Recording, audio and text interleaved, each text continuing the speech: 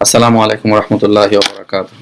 Dear viewers, نحمده ونصلي على رسوله الكريم أما بعد أعوذ بالله من الشيطان الرجيم بسم الله الرحمن الرحيم قال الله تعالى في القرآن المجيد والفرقان الحميد ولا يحسبن الذين يبخلون بما أعطاهم الله من فضله هو خير لهم بل هو شر لهم। আজকে আমরা যে টপিকটা নিয়ে আলাপ করব আমি সেটার নাম চিন্তা করেছি কৃপণতাই আমাদের সামাজিক করোনা। কৃপণতাকে আমরা ব্যাধি বলি, আমি এখানে করোনার সাথে তুলনা করছি। কেন করছি? After the discussion after the topic you will understand. কৃপণতা আমাদের সমাজে এখন অনেক ব্যাপকভাবে আলোচিত সমস্যা, অনেক ব্যাপকভাবে এটা এখন আলোচনায় চলে এসেছে। এমনকি আমাদের প্রাইম মিনিস্টার সংসদে বাংলাদেশের সর্বোচ্চ যেই প্লেস, সেখানে বসে উনি আলাপ করেছেন। উনি আমাদের ধনীদেরকে অ্যাপিল করেছেন যেন তারা তাদের সম্পদ থেকে দরিদ্র মানুষদের সাথে শেয়ার করেন। তিনি তাদেরকে অ্যাপিল করেছেন তাদের পাশে দাঁড়ানোর জন্য। আমরা এটাকে অ্যাপ্রিসিয়েট করি, তার এই অ্যাপিলকে। যেটা বলছিলাম, যেটা আমাদের সমাজে এখন অনেক গভীরে প্রথিত একটা সমস্যা। এর আগে আমি আলাপ করতে চাই এই সমস্যাটা আসলে কোথা থেকে জন্ম হয়, কিভাবে আমরা কৃপণ হই। আমাদের প্রত্যেকটা অ্যাকশন আমাদের কোনো না কোনো ইনস্টিংক্টের সাথে ইনভলভড, কোনো না কোনো ইনস্টিংক্ট থেকে আমাদের অ্যাকশনটা ইমানেট করে। সো বেসিক কিছু ইনস্টিংক্টের মধ্যে একটা ইম্পর্টেন্ট ইনস্টিংক্ট যেটা থেকে আমরা পরিচালিত হই, অনেক বেশি প্রভাবিত হই, সার্ভাইভাল ইনস্টিংক্ট। সার্ভাইভাল ইনস্টিংক্টের দুই ধরনের প্রকাশ। এক ধরনের প্রকাশ কৃপণতার মাধ্যমে, আর এক ধরনের প্রকাশ উদারতার মাধ্যমে। আমরা একটু জানতে চেষ্টা করব কেন কৃপণতার মাধ্যমে এটা প্রকাশিত হয়, কিংবা কেনই বা উদারতার মাধ্যমে তা সার্ভাইভাল ইনস্টিংক্ট প্রকাশিত হয়, আমাদের টিকে থাকার প্রবণতা।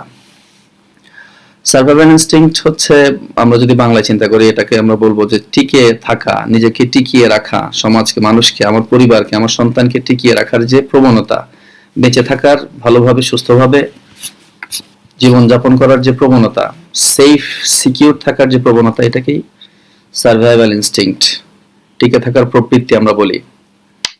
সো খুব ন্যাচারালি সার্ভাইভাল ইনস্টিংক্টের ন্যাচারাল আউটকাম হবে, ন্যাচারাল ম্যানিফেস্টেশন হবে, উইদাউট থিঙ্কিং যে ম্যানিফেস্টেশন, সেটা হচ্ছে আমরা আমাদের জন্য আমাদের চারপাশের সম্পদের অনেকটুকু অ্যাভেইলেবিলিটি নিশ্চিত করব, যেন আমরা সব ধরনের ফ্যাসিলিটি অ্যাভেইল করতে পারি, যেন আমরা অসুস্থ হলে ভালো চিকিৎসা নিতে পারি, যেন আমরা আমাদের সন্তানদেরকে ভালোভাবে ভরণ পোষণ দিতে পারি, নিজেদের নিরাপত্তাকে যেন আমরা ইনশিওর করতে পারি। এই জন্য স্বাভাবিকভাবেই এই সার্ভাইভাল ইনস্টিংক্টের প্রকাশ হচ্ছে কৃপণতার মাধ্যমে।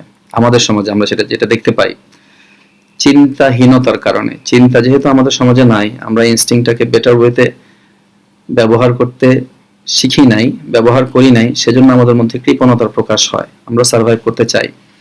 এই বিষয়টা আল্লাহ সুবহানাহু ওয়া তাআলা কোরআনে একটা আয়াতে খুব সুন্দর করে বলেছেন। বা'দা আউযু বিল্লাহি মিনাশ শাইতানির রাজীম আল্লাযী জামা মালাহু আদ্দাদা ইয়াহসাবু আন্না মালাহু আখলাদা। তারা সম্পদ জমায় এবং সেই সম্পদকে তারা টাকা জমায়, মাল জমায় এবং সেটাকে তারা গুনে। তারা মনে করে এই সম্পদ তাকে চিরস্থায়ী করবে। ইয়াহসাবু আন্না মালাহু আখলাদা, আখলাদা মানে চিরঞ্জীব করবে, অমর করে দেবে তাকে। সে মনে করে যে এই সম্পদ তাকে নিরাপত্তা দান করবে, তাকে দীর্ঘ জীবন বাঁচতে সহায়তা করবে, সে সব ধরনের সুবিধা নিশ্চিত করতে পারবে এবং তার স্বাস্থ্য, তার জীবন সে এনজয় করতে পারবে, উপভোগ করতে পারবে। আর তার সন্তানদের জন্য সে এমন পরিমাণ সম্পদ রেখে যেতে পারবে যাতে সন্তানরাও কোনো চিন্তা ছাড়া জীবনযাপন করতে পারে। এই জন্য মানুষ ক্রেভি হয়, অনেক বেশি গ্রিডি হয় সম্পদকে অর্জন করার জন্য, আহরণ করার জন্য। আমাদের সমাজে তারই একটা উগ্র প্রকাশ আমরা দেখতে পাচ্ছি বিভিন্নভাবে।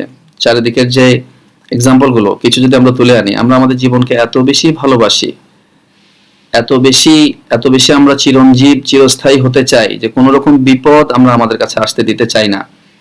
আজকের এই মহামারী পরিস্থিতিতে আমরা যে ভয়াবহ চিত্র দেখতে পেয়েছি, আসলে খুবই অ্যালার্মিং। আমরা দেখেছি যে গ্রামের কবরস্থানে লাশ দাফন করতে দিচ্ছে না। আমরা দেখতে পেয়েছি এমনকি লাশ বহন করার জন্য খাটিয়া দিচ্ছে না, যেটা আসলে সবার পাবলিক প্রপার্টি, জনগণের প্রপার্টি, সেটা ইউজ করতে দিচ্ছে না। আমরা দেখতে পেয়েছি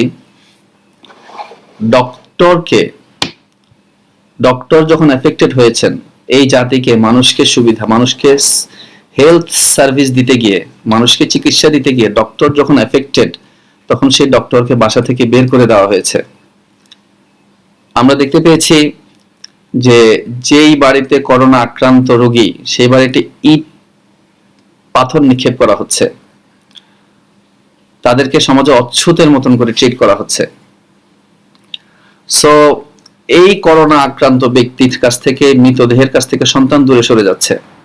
প্রত্যেকটা প্রবলেমের গভীরে গেলে আমরা দেখতে পাবো আমরা জীবনকে অনেক বেশি ভালোবাসি। আমরা মনে করি যে আমরা ইয়াহসাবু আন্না মালাহু আখলাদ, আমরা মনে করি যে আমরা অনেক দিন বাঁচবো। অনেক দিন বাঁচবো, এটার জন্য আমরা যেরকম সম্পদ আহরণ করি, সেরকম আমরা চারিদিকের বিপদ থেকে নিজেদেরকে অনেক দূরে রাখতে চাই, অনেক অ্যালুফ হয়ে আমরা থাকতে চাই। থেকে আমরা মনে করি যে আমাদের জীবনটাকে আমরা নিশ্চিত করে ফেললাম। এটারই আরো অনেক প্রকাশ আমরা দেখি। আমরা দেখি যে আমাদের সমাজে মেডিকেল ইকুইপমেন্ট কেনার নামে যে দুর্নীতি, মানুষ বেসিক নেসেসিটি, এটাকে কিভাবে দুর্নীতির বিষয়বস্তু বানিয়েছে। অনেকগুলো রিপোর্ট আপনারা দেখতে পেয়েছেন, কিভাবে শত শত কোটি টাকা এই সরকারি বাজেট থেকে, মেডিকেল বাজেট থেকে লোপাট করা হয়েছে। আজকে আমাদের মেডিকেল ব্যবস্থা, আজকে আমাদের চিকিৎসা ব্যবস্থা পরিপূর্ণভাবে ভঙ্গুর, একটা স্কেলেটনও নাই ঘুণে ধরা। আমরা দেখতে পেয়েছি যে এই যে টেস্ট কিট নিয়ে ইদানিং যে ধস্তাধস্তি চলছে, এখানে অনেক ধরনের আলোচনা আসছে, ব্যবসায়িক স্বার্থ। এখানে আসলে ব্যবসায়িক স্বার্থ আসার কথা ছিল না, এখানে আসার কথা ছিল জনগণের স্বার্থ। যাই হোক, আমরা আশা করি যে এগুলা আমরা সমাধান করতে পারবো, সমাধানের দিকে যাচ্ছে। গতকালকে একটা নিউজ এসেছে যে ওষুধ প্রশাসন এটাকে টেস্ট করার অনুমতি দিয়েছে। আমরা অ্যাপ্রিসিয়েট করি তাদেরকে। সব জায়গায় আমরা দেখতে পাচ্ছি যে আমাদের জীবনকে, অন্যের জীবনকে ডিসরিগার্ড করে আমাদের নিজেদের জীবনকে কিভাবে সিকিউর করা যায়, এই প্রবণতা খুবই তীব্রভাবে সমাজের মধ্যে আছে। সমাজের মধ্যে এটা রুল করছে। আমরা দেখতে পাচ্ছি যে আমরা ত্রাণের চাল, মানে টন টন চাল আমরা বিভিন্নভাবে আমাদের সমাজের মানুষ আত্মসাৎ করছে এবং লুটপাট করছে। সো কেন করছে? কারণ আমরা চাচ্ছি, তারা চাচ্ছেন যে ওরা অনেক দিন তাদের পরবর্তী জেনারেশনের জন্য, তারা তো নিজেরা ভোগ করবেনই, এবং তাদের পরবর্তীতে তাদের সন্তান, তাদের সন্তানদের সন্তান, তাদের সন্তানদের সন্তান, এরকম 14-15 পুরুষ পর্যন্ত তারা তাদের জীবনকে সিকিউর করে রেখে যেতে চান। এই জন্য গরিব মানুষের ত্রাণের সম্পদটাকে পর্যন্ত আমরা আত্মসাৎ করছি। So this things, everything comes from the same source. আমরা ভালোভাবে সার্ভাইভ করতে চাই, আমাদের সার্ভাইভাল ইনস্টিংক্ট থেকে আসে। আমরা লোভী এবং আমরা আমাদের জীবনকে অনেক বেশি ভালোবাসি। আমরা মৃত্যুকে ভয় পাই, আমরা মরতে চাই না। আমি খুবই অবাক হই যে এই বিষয়টা সম্পর্কে আমাদের প্রফেট 1400 বছর আগে বলে গিয়েছেন, যে আল্লাহ রাসূল বলেছেন যে তোমাদের মধ্যে ওহান ঢেলে দেওয়া হবে, তোমাদের অন্তরের মধ্যে। ওহান কি? সাহাবারা জিজ্ঞেস করলেন, ইয়া রাসূলুল্লাহ, ওহান কি? রাসূলুল্লাহ বললেন যে জীবনের প্রতি অতিরিক্ত লোভ এবং মৃত্যু থেকে অতিরিক্ত ভয়। জীবনের প্রতি প্রচন্ড লোভী হবা তোমরা, এবং মৃত্যুকে তোমরা অনেক ভয় পাবা, তোমরা মৃত্যু থেকে পালিয়ে যাবা, পালাইতে থাকবা। এটা হচ্ছে ওহান। তো সেই ওহান আমাদের মধ্যে ঢেলে দেওয়া হয়েছে, এবং রাসূলুল্লাহ বলেছেন যে এগুলো হচ্ছে কিয়ামতের আলামত। কিয়ামতের আগে তোমরা দেখবা ওয়ায়ুলকা শুহ ইউনকিসুল ইলম, নলেজকে কমিয়ে দেওয়া হবে, এবং অন্তরের মধ্যে কৃপণতাকে ঢেলে দেওয়া হবে। তোমরা দেখবা কৃপণদেরকে মানুষ অনুসরণ করছে, কারণ কৃপণরা সম্পদশালী হবে, তাদেরকে মানুষ অনুসরণ করবে। সো এটা তোমরা দেখতে পাবা। এটা হচ্ছে কিয়ামতের আলামত। সুবহানাল্লাহ, আমরা আমাদের প্রফেটের সত্যবাদিতা, তার নবুয়তের প্রমাণ আমাদের সমাজে প্রতিদিন বিস্তৃত অবস্থায় দেখতে পাচ্ছি। আমরা আসলে অনেকেই আলোচনাটা এখন অনেক প্রমিনেন্ট, এন্ড টাইম, আখিরি জামান। তো আখিরি জামানের অনেকগুলো সিমটমের মধ্যে এটাও একটা সিমটম, যে আমরা আমাদেরকে ধ্বংসের দিকে, আমরা কৃপণ হয়ে আমরা আমাদের সমাজটাকে ধ্বংসের দিকে নিয়ে যাচ্ছি। চারিদিকের মানুষকে আমরা ডিসরিগার্ড করছি। শুধু নিজেরাই বেঁচে থাকতে চাচ্ছি। এখন আমি যাব আসলে কৃপণতাটা কি, আমাদের সমাজকে কিভাবে ইম্প্যাক্ট করে, এটাকে একটু ভালোভাবে বোঝার জন্য ইকোনমির একটা ছোট্ট প্রিন্সিপাল আমাদের বোঝা দরকার। অর্থনীতিতে আপনারা জানেন যে টাকার প্রবাহ, মানি, সম্পদের প্রবাহ খুবই ইম্পর্টেন্ট একটা ভাইটাল ফ্যাক্টর। যখন সম্পদের প্রবাহ কমে যায় তখন গভর্নমেন্টগুলো সারা পৃথিবীতে ইনসেন্টিভ দেয় যেন মানুষ ব্যয় করে, যেন মানুষ সম্পদের প্রবাহটাকে স্পিডি করে। ঠিক আছে, এটা একটা ইম্পর্টেন্ট কনসেপ্ট ইকোনমিক্সে। যারা আপনারা ইকোনমিক্স, আমরা যারা ইকোনমিক্স সম্পর্কে ন্যূনতম ধারণা রাখি, আমরা জানি যে সম্পদের প্রবাহ যদি বন্ধ হয়ে যায় তাহলে সেই ইকোনমি স্থবির হয়ে পড়বে। আজকে আপনারা দেখতে পাচ্ছেন যে ডলারের যে পতন, আজকে মানে একটা কারেন্সি হিসাবে, রিজার্ভ কারেন্সি হিসাবে ডলারের ফিউচার এখন মানুষ, পিপল আর কাউন্টিং। কেন? কারণ এই করোনা ভাইরাসের কারণে পৃথিবীর মানুষগুলো এক জায়গায়, বিভিন্ন জায়গায় ফিক্সড হয়ে গিয়েছে। তারা এখন আর ব্যয় করতে পারছে না, তারা খরচ করছে না। খরচ না করার কারণে সবকিছুতে ডিমান্ড কমে গিয়েছে। ডিমান্ড কমে যাওয়ার কারণে বিভিন্ন ইন্ডাস্ট্রি, এভিয়েশন ইন্ডাস্ট্রি থেকে শুরু করে ট্যুরিজম, সবকিছু বসে গিয়েছে। কারোর আর কোনো হোপ নেই। বলা হচ্ছে যে বড় বড় সুপারস্টার হোটেলগুলো, ফাইভ স্টার হোটেলগুলো সামনের দিনে শরণার্থী শিবির হবে। মিডল ক্লাসদের জন্য, আপার মিডল ক্লাসদের জন্য, হয়তোবা রাস্তার মানুষদের জন্য এটা শরণার্থী শিবির করা ছাড়া, আশ্রয় কেন্দ্র করা ছাড়া কোনো উপায় নাই। আমাদের ওই যে প্রাইমারি স্কুলগুলোকে আমরা যেরকম করি, সমুদ্রের পাড়ে বড় বড় ফাইভ স্টার হোটেলগুলোকে এরকম শরণার্থী শিবির করতে হবে। সো অর্থনীতিতে সম্পদের প্রবাহ খুবই গুরুত্বপূর্ণ একটা ব্যাপার। এটা না হওয়া মানে অর্থনীতি প্যারালাইজড হয়ে, অর্থনীতি শেষ হয়ে যাওয়া। আজকে আমরা আমেরিকান ডলারের সেই পরিণতি দেখতে পাচ্ছি।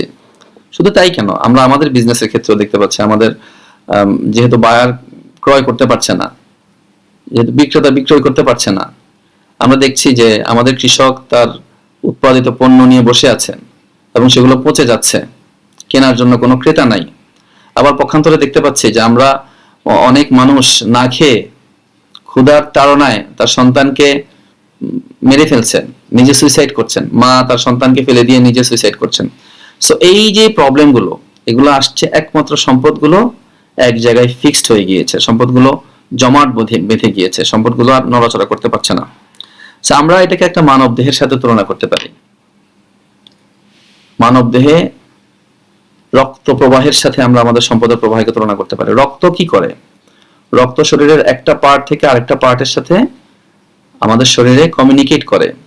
পুষ্টি, শরীরের প্রয়োজনীয় উপাদান একটা অংশ থেকে আরেকটা অংশে প্রবাহিত করে, অক্সিজেনগুলোকে পুরো শরীরে বহন করে নিয়ে যায়। যদি রক্ত প্রবাহ ব্যাহত হয় তাহলে শরীর আস্তে আস্তে করে দুর্বল হয়ে যাবে। যেই অঙ্গে রক্ত প্রবাহ নাই, আমরা জানি সেই অঙ্গটা প্যারালাইজড হয়ে যায়। যদি কারো হাতে রক্ত প্রবাহ না হয়, যে হাতে প্রবাহ হবে না সেই হাতটা অবশ হয়ে যাবে। যেই পায়ে রক্ত যাবে না সেই পাটা অচল হয়ে যাবে। ব্রেনের কোনো শিরা যদি রক্ত প্রবাহ করতে না পারে, সেই ব্রেন নাম হয়ে যাবে, কর্মক্ষমতা হারাবে। সো রক্ত প্রবাহ একটা শরীরের জীবনকে পরিচালনা করার জন্য খুবই একটা ইম্পর্টেন্ট ফ্যাক্টর। মানি, সম্পদের প্রবাহটা হচ্ছে সেরকম রক্তের প্রবাহের মতন। তা আমরা আজকে দেখতে পাচ্ছি যে আমাদের সমাজের মধ্যে এই সম্পদের প্রবাহটা বন্ধ হয়ে গিয়েছে। এই জন্য আমরা আর পুষ্টি পাচ্ছি না। আমাদের সমাজ অর্থনৈতিকভাবে পঙ্গু, মানুষেরা না খেয়ে স্টার্ভ করতেছে, মারা যাচ্ছে, এবং মানুষ তাদের সন্তানদেরকে মেরে ফেলছে। এত হরিবল ঘটনা ঘটছে আমাদের সমাজের মধ্যে, বিকজ এই সম্পদের প্রবাহটা ব্যাহত হয়েছে। আজকে আমি আমার আলোচনার টপিক কেন কৃপণতাই আমাদের সামাজিক করোনা নির্ধারণ করলাম। এটার হিস্ট্রিটা হচ্ছে, আজকে আমি একটা নিউজ পেয়েছি। সেই নিউজের ভিতরে করোনা রোগের ফলাফল, রেজাল্ট কি কারণ করোনা রোগ কি ম্যানিফেস্টেশন, কিভাবে ম্যানিফেস্টেড হয়, এটা নিয়ে আলোচনা এসেছে, এটা নিয়ে একটা গবেষণা এসেছে। ইটালিয়ান একটা হসপিটালের নাম হচ্ছে পাগমারো হসপিটালের একজন অটোপসি করেন যিনি লাশের, মানে পাগমারো হসপিটাল ইটালিতে 50টা ডেড বডির উপর একটা গবেষণা জরিপ চালানো, ডেড বডিকে গবেষণা করা হয়েছে অটোপসি করার পর। প্রত্যেকটা মৃত্যু ছিল করোনার মৃত্যু। সেগুলোকে যখন কেটে দেখা হলো, তাদের ফুসফুসের ভিতর নিউমোনিয়ার কোনো সিমটম পাওয়া গেল না, সেখানে কোনো কফ পাওয়া গেল না, বরং পাওয়া গেল কি ব্লাড ক্লট, রক্ত জমাট বাঁধা অবস্থায় শিরা ও উপশিরাগুলোতে জমাট বেঁধে আছে, এগুলোর পথ প্রবাহকে বন্ধ করে রেখেছে। 50টা ডেড বডির উপর পরীক্ষা করে তারা এটা আবিষ্কার করলো, এবং তারা বললেন যে এতদিন যে চায়না থেকে যে রেজাল্টটা এসেছে, এই করোনা নিউমোনিয়ার একটা প্রকাশ, তীব্র নিউমোনিয়া, সেটা আসলে ভুল, সেই রিপোর্টটা ভুল। এবং যে ট্রিটমেন্ট করা হয়েছে ভেন্টিলেটর দিয়ে, এবং যে ধরনের মেডিসিনগুলো নিউমোনিয়ার মেডিসিন দিয়ে যে ট্রিটমেন্টগুলো করা হয়েছে, এগুলো ছিল ভুল। এই ট্রিটমেন্টগুলো ঠিক ছিল না। আসলে তাদের জন্য ট্রিটমেন্ট হওয়া উচিত ছিল ওই সমস্ত ঔষধ যেগুলো রক্তকে তরল করে দেয়, রক্ত জমাট ক্লটটাকে খুলে দেয়, রক্ত ক্লটটাকে ছেড়ে দেয়, ছুটিয়ে দেয়। এটা কেন হয়? তারা বলেছেন যে এটা কেন হয়, আমাদের ইমিউন সিস্টেম অতিরিক্ত রিয়াকশন করে, মানে ইমিউন সিস্টেম অনেক বেশি ট্রিগার্ড হয়ে যাওয়ার কারণে তারা সেই ইমিউন সিস্টেমের ভিতর, শরীরের ভিতর সে রক্তগুলোকে জমাট বাঁধে, ফুসফুসে রক্তগুলোকে জমাট বাঁধিয়ে দেয়। এই জন্য শিরা উপশিরাগুলো বন্ধ হয়ে যায়, আর তারা অক্সিজেন শ্বাস প্রশ্বাস নিতে পারে না, রোগী শ্বাস প্রশ্বাস নিতে পারে না, মারা যায়। সো এটা একটা প্রচন্ড প্রদাহ, ভিতরে তারা একটা প্রচন্ড প্রদাহ অনুভব করে। সেই প্রদাহের রেজাল্টে রক্তগুলো জমাট বাঁধে এবং রক্তগুলো শরীরের শ্বাস প্রশ্বাস, ফুসফুসের সাধারণ কার্যক্রমকে ব্যাহত করে। তো এটা হচ্ছে গিয়ে এখনকার গবেষণার প্র্যাকটিক্যাল রেজাল্ট, তারা সেটা পেলেন। এখন আমরা এটাকে যদি, এই করোনা, এটাকে যদি আমরা তুলনা করি আমাদের সামাজিক ব্যাধির সাথে, কৃপণতা আসলে কি? কৃপণতা তো এই ধরনের একটা, আমাদের সমাজের সম্পদগুলোকে, মানুষের সম্পদগুলোকে, সাধারণ মানুষের যে জীবিকাগুলোকে, যেগুলো একটা জায়গায় ক্লট করে ফেলে, বন্দি করে ফেলে, তাই না? আজকে আমরা দেখতে পাচ্ছি যে মানুষ অনেকেই শত শত কোটি টাকার মালিক। আমাদের প্রাইম মিনিস্টার যাদেরকে আহ্বান করেছেন যে আপনারা আসেন, আপনারা মানুষের পাশে দাঁড়ান, তিনি তো জানেন কার কাছে কত টাকা আছে। শত শত কোটি টাকার যারা মালিক, তারা তাদের সম্পদকে নিজেদের জন্য এবং নিজেদের পরবর্তী 14 পুরুষের জন্য জমিয়ে রেখেছেন, যেন কেউ এসে কোনো অভাবে থাকতে না হয়, তাদের সন্তান যেন থাকে দুধে ভাতে, আর আশেপাশের মানুষ মরে যাক আর যাই হোক, তাতে কোনো কিছুই তাদের আসে যায় না। সো এটা একটা প্রদাহের ঝড়, আমরা করোনার মতন দেখতে পাচ্ছি, প্রদাহের ঝড়, একটা তীব্র জ্বালাতন। তীব্র জ্বালাতনটা কোথায়? পুরো শরীরের ভিতর। আমাদের পুরো সমাজটা অভাবী হয়ে আছে। মানুষ খেতে পাচ্ছে না, মানুষ রাস্তায় ভিক্ষা করেও পাচ্ছে না, আর আমরা কিছু কিছু ধনী ব্যক্তি এটাকে জমিয়ে পাহাড় করে রেখেছেন। সো এই যে বৈষম্য, এটার কারণে কি হচ্ছে, একটা তীব্র কষ্ট, যন্ত্রণা, প্রদাহ আমাদের মধ্যে তৈরি হয়েছে। আমরা দেখতে পাচ্ছি মানুষের মধ্যে হাহাকার, মানুষরা না খেতে পেয়ে তার স্বামী তার স্ত্রীকে রাস্তায় নিয়ে এসেছে অন সেল। এই সমাজে আমরা বসবাস করি, এবং আমরা মনে করি যে আমরা আমাদের পরবর্তী হয়তো বা 50 জেনারেশন না, আমরা আমাদের 14 জেনারেশনকে আমরা সিকিউর করে রেখে যাব। আমরা মানুষের সম্পদকে আত্মসাৎ করব, ঘুষ, দুর্নীতি, সুদ, এগুলোর মাধ্যমে আমরা লুটপাট, মানুষের সম্পদগুলোকে আমরা কুক্ষিগত করব, করে আমার নিজের জেনারেশনকে শুধুমাত্র আমরা সেভ করব। আমি সার্ভাইভ করব, আমার সার্ভাইভাল ইনস্টিংক্ট আমি স্যাটিসফাই করব। সমাজ সার্ভাইভ করুক কি না করুক, আই ডোন্ট কেয়ার। সো এই যে টেনে নেওয়ার প্রবণতা, এই যে একটা স্কুইজ করে নেওয়ার প্রবণতা, এটাই হচ্ছে কৃপণতা। এই যে সম্পদকে এক জায়গায় জমায়ে ফেলার প্রবণতা, জমায়ে ফেলে, এটা হচ্ছে কৃপণতা। এটা হচ্ছে রক্ত, সম্পদ মানি টাকা জমাট বেঁধে যাওয়ার মতন। অর্থনৈতিক রক্তকে আমরা জমাট বাঁধিয়ে ফেলেছি কিছু কিছু অ্যাকাউন্টে এবং কিছু কিছু ব্যক্তির পকেটে। এই জন্য আজকে আমরা চারিদিকে প্রদাহ, তীব্র হাহাকার, তীব্র চিৎকার আমরা টের পাই, আমরা শুনি প্রতিদিন। মানুষরা চিৎকার করছে, আর আমি ভাবছি যাদের কাছে আমাদের সম্পদ আছে তারা ভাবছি আমাদের সম্পদ নিয়ে আমরা নিরাপদ আছি, নিরাপদ থাকবো। কিন্তু প্রশ্ন করি তাদেরকে, আপনার চারপাশের সমাজ যদি অস্থির হয়ে যায়, সমাজ যদি তীব্র প্রদাহে, তীব্র যন্ত্রণায়, যদি তীব্র জ্বালাতনে যদি সমাজ আজকে নৈরাজ্যের দিকে চলে যায়, আপনি কি আপনার সম্পদ নিয়ে নিরাপদ থাকতে পারবেন? পারবেন না। অনেক ধরনের রিপোর্ট আমরা দেখতে পাচ্ছি যে মানুষ হচ্ছে গিয়ে পুলিশের ড্রেস পরে আসছে, ডক্টরের অ্যাপ্রন পরে আসছে, পরে এসে বলছে যে এটা হচ্ছে এখানে করোনা রোগী আছে, আমরা তাদেরকে নিয়ে যেতে এসেছি। পরে সেই ঘরে গিয়ে ডাকাতি করছে, কিংবা ডাকাতি করতে পারে নাই দারোয়ানের সতর্কতার কারণে। এই যে আমরা দেখতে পাচ্ছি যে রাস্তায় লুটপাট হচ্ছে, ত্রাণের গাড়ি মানুষ লুট করে নিয়ে যাচ্ছে, যারা অভাবী মানুষ তারা তো এটাই করছে। আপনি আপনার সন্তানকে, আপনার 14 পুরুষকে নিরাপদ রাখতে চান, আমরা আমাদের 14 পুরুষকে নিরাপদ রাখতে চাই, কিন্তু ঠিক সেরকম আরেকজন তো তার সন্তানটার মুখের মধ্যে, তার প্লেটের মধ্যে একটু খাবার দিতে চায়, আমরা সেটাকে এক জায়গায় বন্দি করে রেখেছি।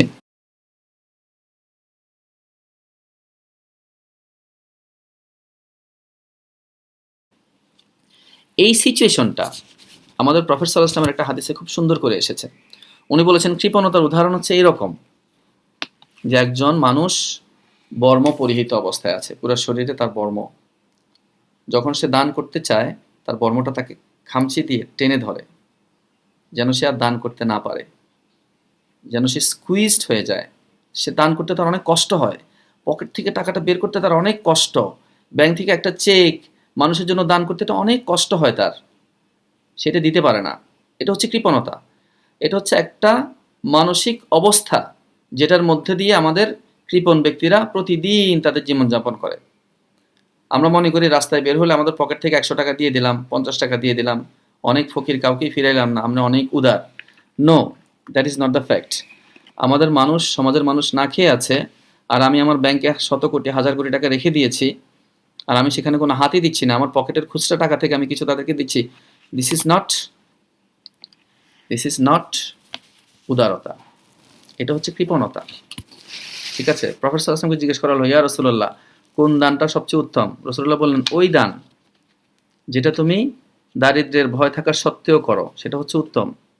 আমাদের দারিদ্র তো দূরের কথা, আমাদের 100 বছর পরের প্রজন্মের কাছেও দারিদ্র আমরা আসতে দিব না, আমাদের সেই ভয় তো আসার কোনো প্রশ্নই আসে না। সো কৃপণ ব্যক্তির উদাহরণের সাথে আমাদের সমাজের এখনকার যে কৃপণতা, তা পরিপূর্ণভাবে এটা প্রফেটিক। দিস হাদিস has come from our prophet Muhammad সাল্লাল্লাহু আলাইহি ওয়াসাল্লাম, যিনি হচ্ছেন সবচেয়ে সত্যবাদী পৃথিবীতে। তিনি বলেছেন, এবং ওনার এই কথাটা হচ্ছে ওয়াহি, আল্লাহর পক্ষ থেকে। আর আল্লাহ সুবহানাহু ওয়া তাআলা জানেন তার বান্দার অবস্থা কি, কৃপণ বান্দার অবস্থা কেমন হবে। সো আমরা স্কুইজ করে নিজেদেরকে, আমরা স্কুইজ করে আমাদের সম্পদগুলোকে আমরা জমাই, আমরা এটাকে পাহারা দিয়ে রাখি। জামা আমালাহু ওয়া আদ্দাদা, গুনি, এবং ওয়াহসাবু আন্না মালাহু আখলাদা, এবং মনে করি এই সম্পদ আমাকে চিরঞ্জীব, চিরস্থায়ী করবে, কিন্তু করবে না। আমরা এটা আলাপ করলাম যে সমাজ যখন বিশৃঙ্খল হয়ে যাবে, আমার আশেপাশের মানুষগুলো যখন খেতে পাবে না, আমি লাশের উপর দিয়ে আমি ভালো থাকতে পারবো না, আমি সুস্থ থাকতে পারবো না। সো আমাদের যারা এখনো এই সম্বিত ফিরে পায়নি, তাদের এখনো চিন্তা করার সময় এসেছে, আমাদেরকে গভীরভাবে চিন্তা করতে হবে।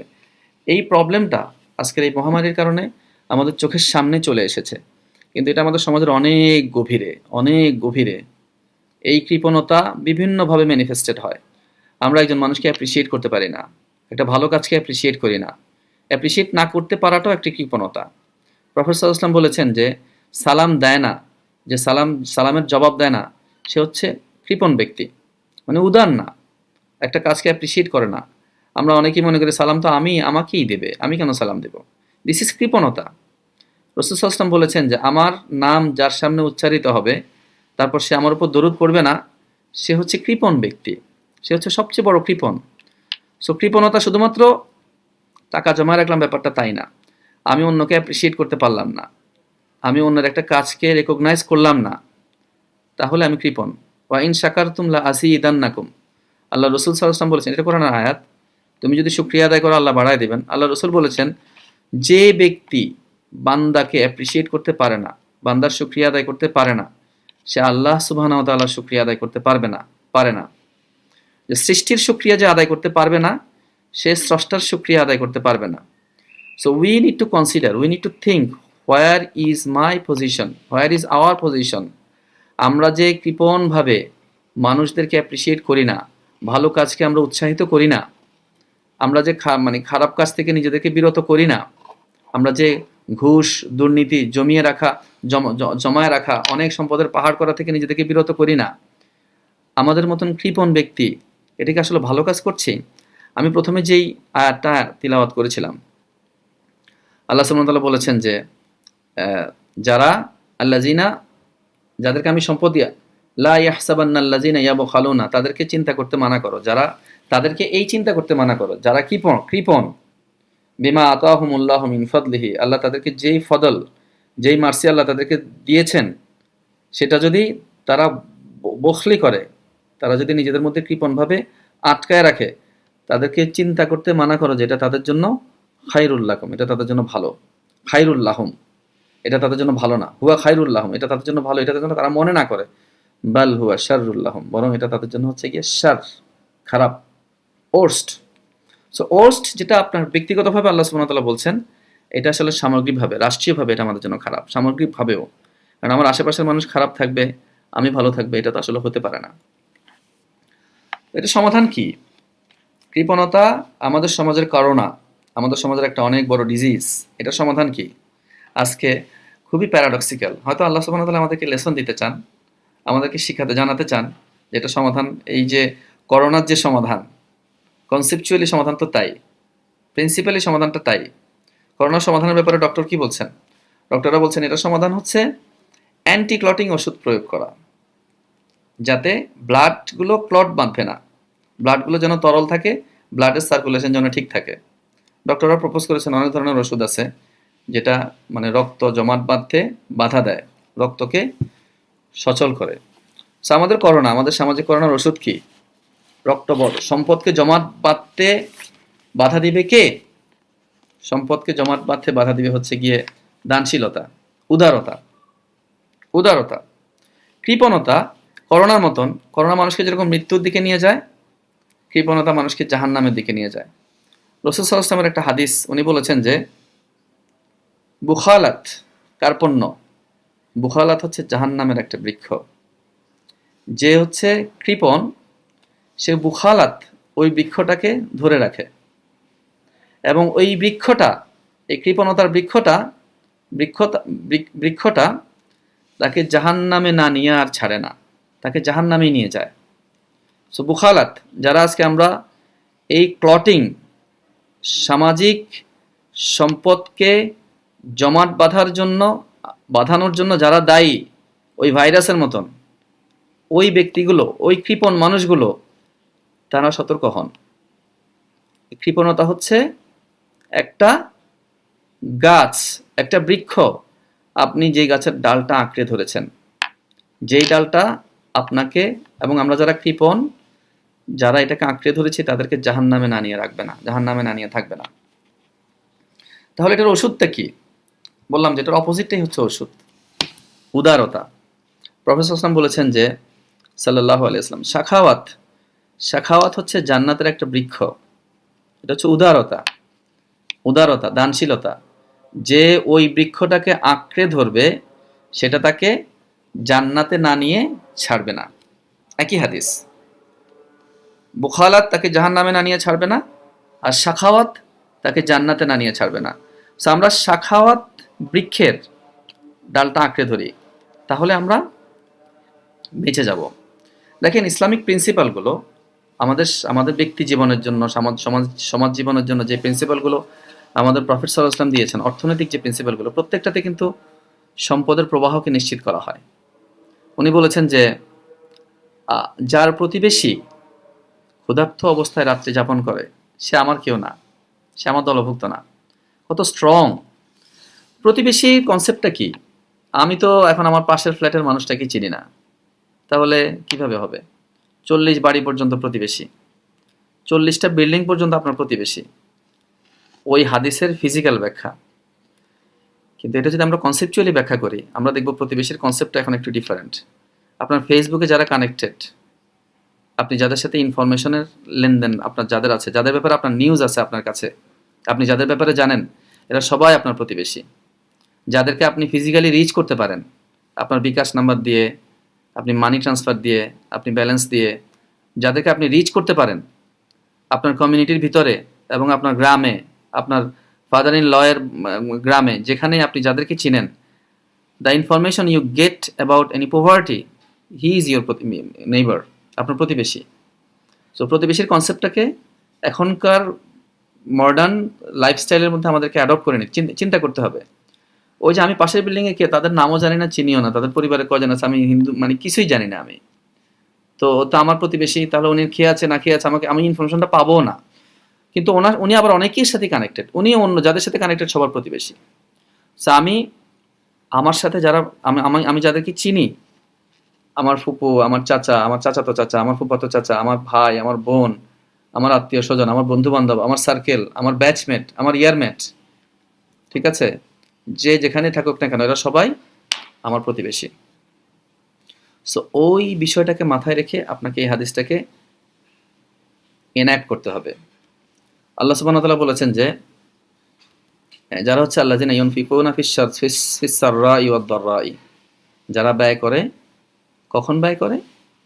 যখন তারা সচ্ছলতার মধ্যে আছে তখনও ব্যয় করে, যখন তারা দারিদ্র্যের মধ্যে, অভাবের মধ্যে আছে তখনও ব্যয় করে। সো ব্যয়টা খুবই স্ট্রং একটা কনসেপ্ট। আমরা আগে যেটা আলাপ করছিলাম, দেখছিলাম যে কৃপণতা প্রকাশের মাধ্যমে আমরা আমাদেরকে সেভ করতে চাই, কিন্তু প্রফেট বলেছেন দানশীলতার মধ্যে তোমাদের মুক্তি, তোমাদের প্রোটেকশন। তোমরা বেশি বেশি করে দান করো, কারণ দান তোমাদেরকে অপমৃত্যু থেকে রক্ষা করবে। কারণ দান হচ্ছে গিয়ে তোমাদেরকে তোমাদের সামনে বিপদগুলো যেগুলো আসবে সেগুলোকে প্রতিবন্ধকতা তৈরি করবে। আপনি দেখেন, দান করবেন মানে আপনার সমাজ সচ্ছল। আমি যদি এটাকে প্র্যাকটিক্যালি ব্যাখ্যা করি, আপনার সমাজে সবাই ভালো, সচ্ছলতার মধ্যে আছে, তাহলে আপনি আর ডাকাতের সামনে পড়বেন না, আপনার বাসায় লুটপাট হবে না, ভয়ঙ্কর সব মৃত্যু আপনার সামনে আসবে না। তো দানশীলতা তোমাদেরকে ভয়ঙ্কর মৃত্যু থেকে রক্ষা করবে। তোমরা সেই সময় আসার পূর্বে দান করো, যখন তোমরা দান করার সুযোগ পাবে না। দানশীলতা তোমাদের জন্য বিপদের সামনে প্রতিবন্ধকতা হয়ে দাঁড়াবে। সো দানশীলতা হচ্ছে আমাদের জন্য এই রোগ থেকে মুক্তির একমাত্র পথ। উদারতা হচ্ছে এই রোগ থেকে মুক্তির একমাত্র পথ, এবং এটা অনেক উৎসাহিত করেছেন আল্লাহ সুবহানাহু ওয়া তাআলা তার কোরআনে। আমাদেরকে এই অনুযায়ী আমাদের জীবনটাকে সাজাতে হবে, আমাদেরকে উদার হতে হবে, দান করতে হবে। দানের অনেক ইনসেন্টিভ আল্লাহ রসুল এবং আল্লাহ সুবহানাহু ওয়া তাআলা আমাদেরকে বলেছেন। আমি আপনাদেরকে লাস্ট একটা আয়াত বলে আজকের এই আলোচনা এখানে শেষ করব। দ্য ভার্চু অফ চ্যারিটি, দানশীলতার জন্য যেই অনেক রিওয়ার্ডের কথা আল্লাহ সুবহানাহু ওয়া তাআলা বলেছেন, সেরকম একটা আয়াত বলবো বলে আমি আমার আলোচনা শেষ করবো ইনশাআল্লাহ। আউযু বিল্লাহি মিনাশ শাইতানির রাজিম। মাসালুল লাযিনা ইউনফিকুনা আমওয়ালাহুম ফি সাবিলিল্লাহি কামাসালি হাববাতিন আমবাতাত সাবআ সানাবিলা। যারা আল্লাহর রাস্তায় ব্যয় করে, আল্লাহর জন্য ব্যয় করে, এই যে আল্লাহর বান্দাদের জন্য ব্যয় করে, আল্লাহর রাস্তায় মানুষকে দেওয়া কি আল্লাহর রাস্তায়? হ্যাঁ, আল্লাহর রাস্তায়। আমি এখানে আরেকটা হাদিস বলবো এই আয়াতের সাথে, এই আয়াতের ফাঁকি দিয়ে। আল্লাহ সুবহানাহু ওয়া তাআলা কিয়ামতের দিন জিজ্ঞেস করবে, আমি তো অভুক্ত ছিলাম, তোমরা আমাকে আহার দাও নাই, খাবার দাও নাই। এটা হাদিসে কুদসি, এটা সরাসরি আল্লাহ সুবহানাহু ওয়া তাআলার কথা, আল্লাহ রসুলের মুখ দিয়ে বের হয়েছে। আল্লাহ রসুল নিজে বলেন নাই, অন্যগুলো ওয়াহি, কিন্তু আল্লাহ রসুল নিজের ভাষায় বলেছেন। এটা ওয়াহি এবং সরাসরি আল্লাহ রসুলের মুখ দিয়ে এসেছে কোরআনের আয়াতের মতন। আল্লাহ সুবহানাহু ওয়া তাআলা বলছেন যে আমি অভুক্ত ছিলাম, তোমরা আমাকে খাবার দাও নাই। আমরা বলবো, যারা কৃপণ তারা বলবে, হে আল্লাহ, কিভাবে আপনি অভুক্ত ছিলেন? আপনি তো হচ্ছেন গিয়ে অভাবমুক্ত, আপনি তো হচ্ছেন আপনি কিভাবে অভুক্ত থাকবেন? আল্লাহ বলবেন, হ্যাঁ, আমার বান্দা অভুক্ত ছিল, তোমরা তাদেরকে খাবার দাও নাই। অনেক বড় অভিযোগ। মা লাকুম, তোমাদের কি হলো যে তোমরা তাদের ডাকে সাড়া দিচ্ছ না? মুস্তাদআফিনা মিনার রিজালি ওয়ান নিসাই, যারা দুর্বল, দুর্বল অবাল বৃদ্ধ বনিতা, তাদের ডাকে তোমরা সাড়া দিচ্ছ না কেন? তারা আজকে হাহাকার করতেছে, ক্ষুধায়, দারিদ্র্যে, তৃষ্ণায় তারা হাহাকার করছে, তোমরা কেন তাদের ডাকে সাড়া দিচ্ছ না? সো আমওয়ালাহুম ফি সাবিলিল্লাহি, আল্লাহর রাস্তায় যারা ব্যয় করে, আল্লাহর রাস্তায় ব্যয় করে, আজকে অভাবী মানুষগুলোর মুখে দেওয়া, আল্লাহর রাস্তায় ব্যয় করা। কামাসালি হাব্বাতিন আমবাতাত সাবআ সানাবিলা, সেটা হচ্ছে একটা বীজের মতন, একটা ধান, চিন্তা করেন, একটা ধান, একটা শস্যের মতন। সেটা হচ্ছে সেই শস্যটা বপন করলে তার কাছ থেকে 7টা সাবআ সানাবিলা, 7টা তার শীষ হয়। ফি কুল্লি সুম্বুলাতিন মিয়াতা হাব্বাতিন, প্রত্যেকটা শীষের মধ্যে আছে 100টা করে দানা, তাহলে 700। তাহলে 1 দিলেন 700 পেলেন। রমজান মাসটা এমনিতেই 70 গুণ বেড়ে যায়। 700-কে 70 দিয়ে পূরণ করেন তাহলে কত হয়, মানে ক্যালকুলেটর লাগবে, ইউ ক্যান কাউন্ট ইট। রমজান মাসের দান অনেক ভার্চুয়াস, এই জন্য আমি এটা রমজানের কথাটা উল্লেখ করলাম। বাট সবসময়, রমজান ছাড়াও সবসময় সে একটা দানা যেন বপন করলো, এটা তার 700 দানা হয়ে গেল। হ্যাঁ, এটা আল্লাহ সুবহানাহু ওয়া তাআলা নিজে কিন্তু এই ক্যালকুলেশন দিচ্ছেন, আমরা আমাদের ব্রেন থেকে ক্যালকুলেশন বের করি নাই। ওয়াল্লাহু ইউদাইফু লিমান ইয়াশা, আল্লাহ যার জন্য চান তাকে বাড়ায় দিবেন, তাকে বাড়িয়ে দিবেন, অনেক বাড়িয়ে দিবেন। ওয়াল্লাহু ওয়াসিউন আলিম, আর আল্লাহ হচ্ছেন প্রশস্ত। প্রশস্ত, ওনার কোনো কৃপণতা নাই, কৃপণ হওয়ার ওনার দরকার নাই, কারণ উনি প্রশস্ত। লিল্লাহি মিরাসুস সামাওয়াতি ওয়াল আরদ, তার জন্য হচ্ছে মিরাস, আসমান এবং জমিনের সম্পূর্ণ সম্পদ। সো আল্লাহ আমাদেরকে টেস্ট করছেন ব্রাদার। আজকে কৃপণতা থেকে বের হয়ে আমরা উদারতায় আসি, আমরা বুখালাত গাছের ডালটা ছেড়ে দেই, শাখাওয়াত বৃক্ষের ডালটাকে আমরা ধরি, যে বৃক্ষ যে ডাল ইনশাল্লাহ আমাদেরকে জান্নাতে নিয়ে যাবেন। অমা তৌফিকি ইল্লা বিল্লাহ। আসসালামু আলাইকুম ওয়া রাহমাতুল্লাহি ওয়া বারাকাতুহু।